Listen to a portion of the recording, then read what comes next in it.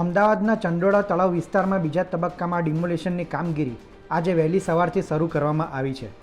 ઈસનપુર વિસ્તારમાં આવેલા Suryanagar police ચોકીથી Meera cinema તરફના રોડ પર આવેલા નાના મોટા કાચા મકાનો તોડી પાડવામાં આવ્યા છે. ચંડોળા તળાવ અને આસપાસ કરવામાં આવેલા ગેરકાયદેસર દબાણ હટાવવાના પહેલા તબક્કામાં આશરે 1.5 લાખ ચોરસ મીટર જમીન ખાલી કરવામાં આવી હતી. એવામાં આજથી ડિમોલિશનનો બીજો તબક્કો શરૂ થયો છે. અમદાવાદ મ્યુનિસિપલ કોર્પોરેશન અને પોલીસ દ્વારા વિશેષ તૈયારી કરવામાં આવી છે. 4 દિવસમાં ડિમોલિશન પૂર્ણ કરી બાઉન્ડ્રી વોલ બનાવવામાં આવશે. ગઈકાલે રાત્રે અંતિમ કલાકોમાં રાતના અંધારામાં લોકો પોતાના ઘર ખાલી કરતા જોવા મળ્યા હતા. એએમસીએ સોમવારે બપોરે જ આ વિસ્તારમાં માઇક ફેરવી લોકોને ઘર ખાલી કરી દેવા ચેતવણી આપી હતી. બીજી તરફ ડિમોલિશનની કામગીરી માટે રાત્રિના સમયથી જ અહીં જેસીબી સહિત વાહનોની કતાર લાગી હતી. ડિમોલિશનની કાર્યવાહી સવારે 7થી બપોરના 1 વાગ્યા તથા રાત્રે 3 વાગ્યાથી સાંજે 6 વાગ્યા સુધી ચાલશે, જેના માટે 35થી વધુ જેસીબીનો ખડકલો કરી દેવાયો છે. અસરગ્રસ્તોને ખસેડવા માટે એએમટીએસની બસો તથા મેડિકલ ટીમો પણ તૈનાત કરવામાં આવી છે.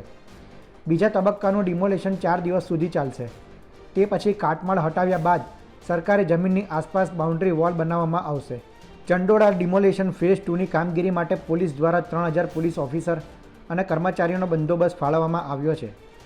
25 એસઆરપી કંપની પણ બંદોબસ્તમાં જોડાશે. સાથે જ ડ્રોનનો પણ ઉપયોગ કરવામાં આવશે. પોલીસ અધિકારીના જણાવ્યા મુજબ ડેમોલિશનની ફેઝ 2ની કામગીરીમાં કુલ 2.50 લાખ ચોરસ મીટર જમીન પર થયેલા દબાણો દૂર કરવામાં આવશે. फर्स्ट फेज में 1.5 लाख जितना स्क्वायर मीटर की जगह खाली करवाई गई थी कॉरपोरेशन के द्वारा और हमने बंदोबस्त दिया था ताकि कोई लॉ एंड ऑर्डर और जान हानि ना हो. और फेज 2 आज से प्रारंभ हुआ है और आज भी पर्याप्त संख्या में सीपी सर ने बंदोबस्त दिया है और सब सीनियर अधिकारी स्थल पे मौजूद हैं और मुझे उम्मीद है कि जनता भी हमारे साथ सहयोग दे रही है और बहुत शांति से ये जो दबान हटाने का कामगिरी है पूरी हुई. આજે ઈસનપુર પોલીસ સ્ટેશનના ચંડોલા તલાવમાં જો ગેરકાયદેસર દબાણો હતા એના ફેઝ 2 અંતર્ગત આજે એએમસી દ્વારા જે ડેમોલિશન કરવામાં આવી રહી છે એમાં 3000 જેટલી પોલીસ, 25 એસઆરપી કંપનીઓ અને અધિકારીઓ મારફતે આજે ડેમોલિશનની કામગીરી એએમસી દ્વારા જે કરવામાં આવી રહી છે. બીજા તબક્કાની કામગીરીમાં 2.5 લાખ ચોરસ મીટર જમીન પરનું દબાણ દૂર કરવામાં આવશે.